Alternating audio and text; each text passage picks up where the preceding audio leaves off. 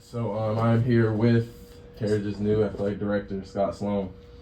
First, can you give me a little about yourself and your job title? 27 years in, I've kind of moved up the athletic ladder. I've been here since the school opened in 2010 with the former athletic director, Pat Kennedy, working with him. And obviously Pat retired last year after a wonderful career, and I stepped in. And I am filling big shoes, but trying to create my own shoes, and just enjoying every single day of this. And where are you originally from? Believe it or not, I was born and raised in northern New York, really near Canada, very tippity top of New York, off of Lake Ontario.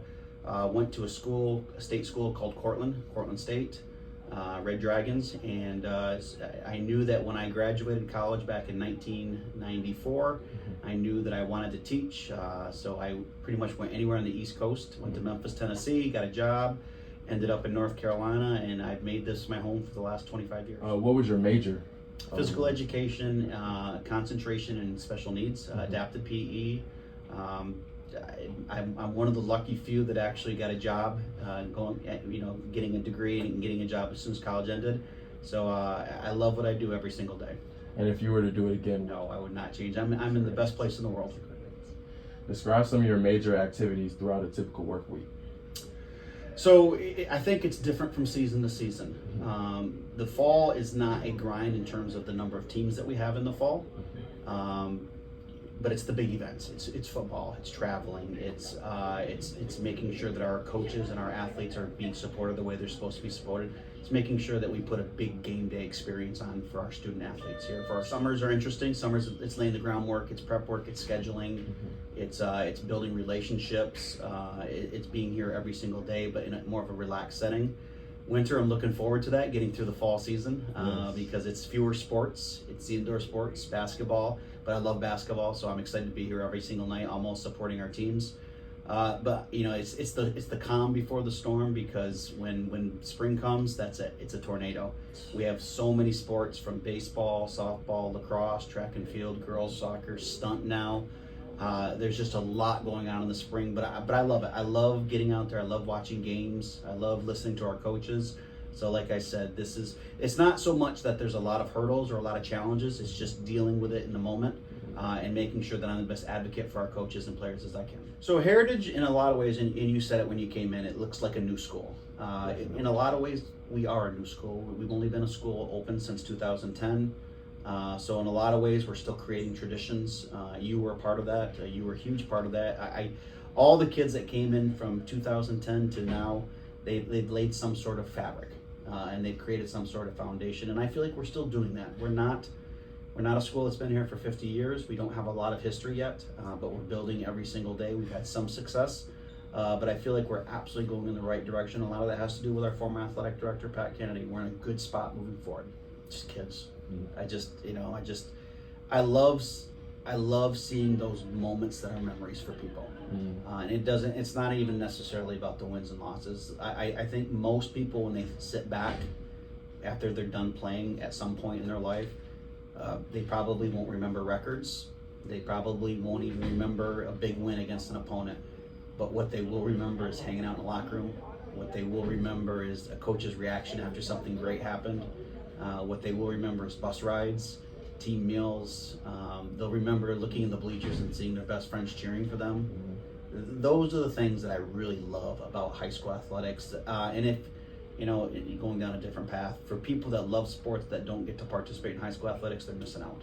Because it's a community feeling that they'll never forget if it's done the right way. It's self-sufficient. We have to be. So,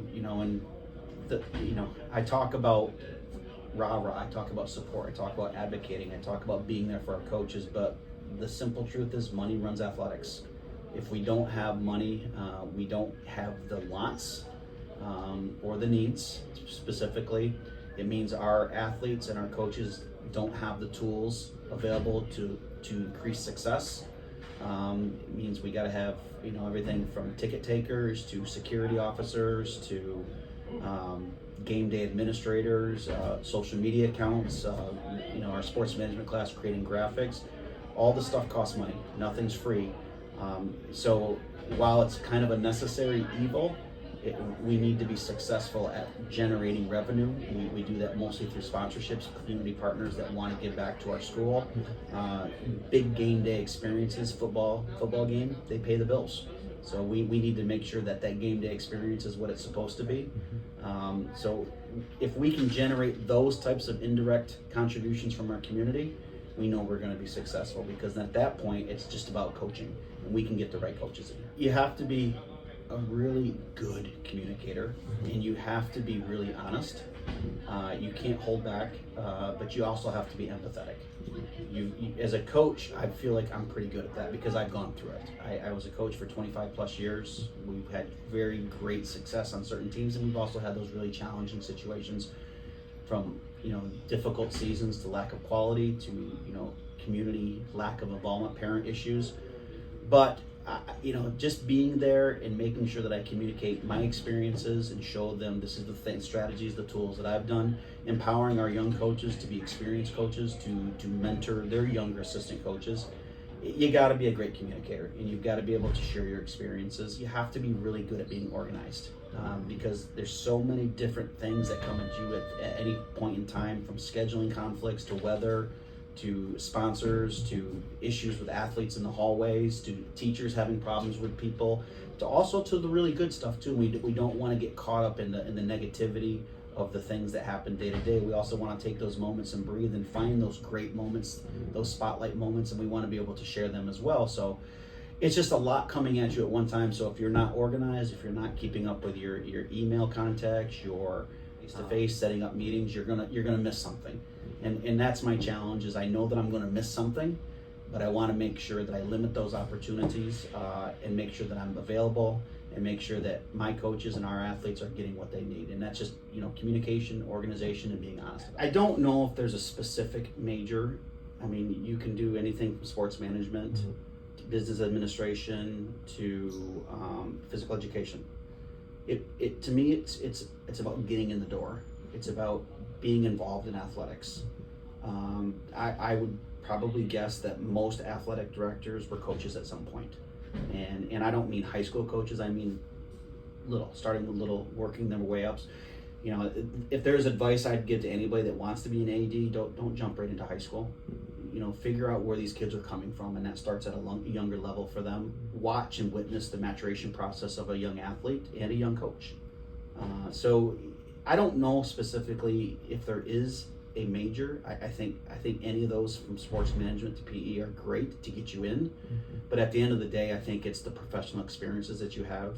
It's understanding that it's a grind, that you're going to come in at 7 o'clock.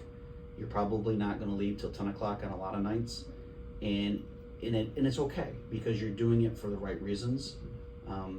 As many bad days as there are days that are challenging, there's far more great days.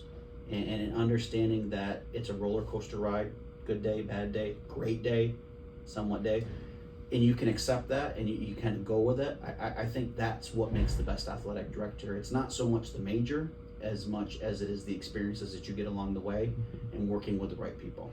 So one of the things that I did at a very young age is I like big team events. I like the scheduling aspect of things. So when I used to do the soccer jamborees here, I'd have 25 teams that would all come and play over a day and a half.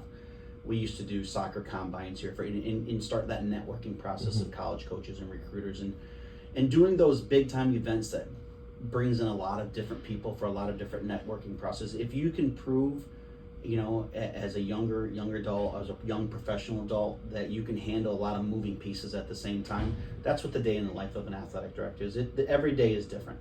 Like I'm out there right now blowing the field, getting ready for the game tonight. You pop in, you email me 2 days ago, I want to be with a former student. I'm dealing with an issue right now, one of our teams.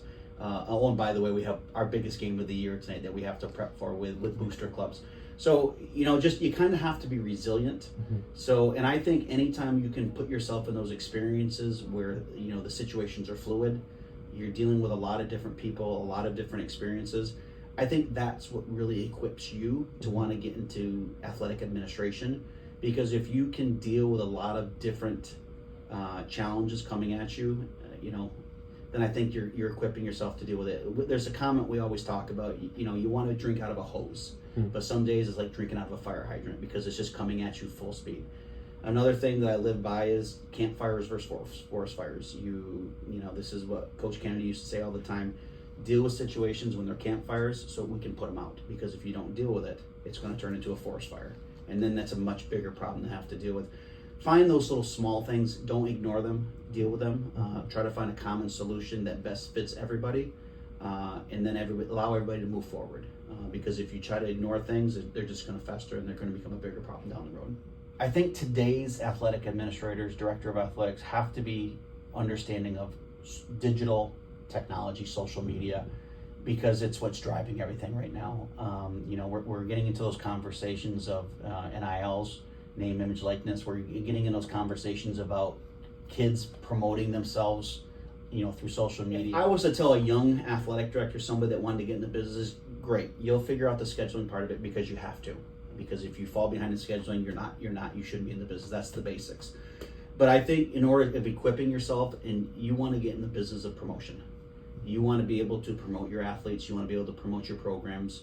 One of the challenges that I'm making sure that I feel good about this year is I'm not just promoting the footballs and the basketballs and the soccers and the baseballs.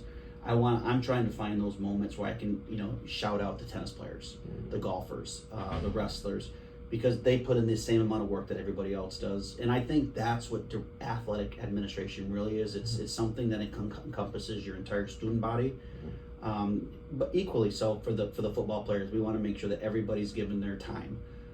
So if you can understand digital technology such as, you know, Instagram, you know, Twitter, and by the time you get into this field, there's going to be so much more, and you're going to be really good at it.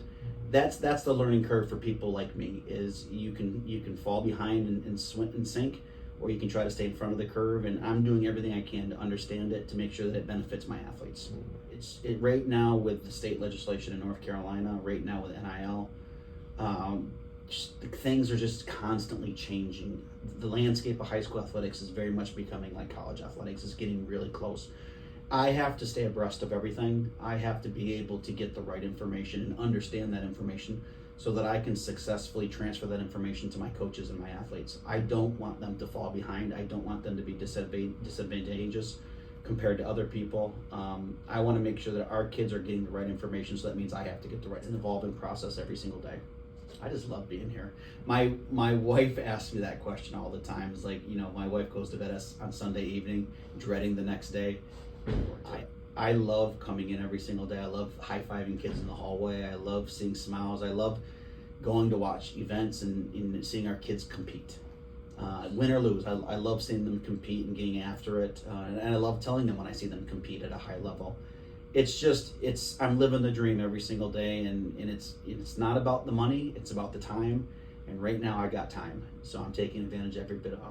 You know, North Carolina's a little different than a lot of other states where the athletic director is paid to be an athletic director. I'm a teacher, and I'm proud to be a teacher. But I also get a healthy stipend every season to be able to be an athletic director. And another financial benefit is I'm a year-round employee, so I get to come in here in the summer and sit here and do work and go out and watch workouts, and it's a little bit less stressful, but I get paid for doing that, and that's a dream job for me. The finances is nice, but to be honest with you, I didn't do it because of the finances. I did it because I just love the job. I love working with athletics. I love working hand in hand with coaches, and I love to see success on a daily basis. Yes, and that will conclude our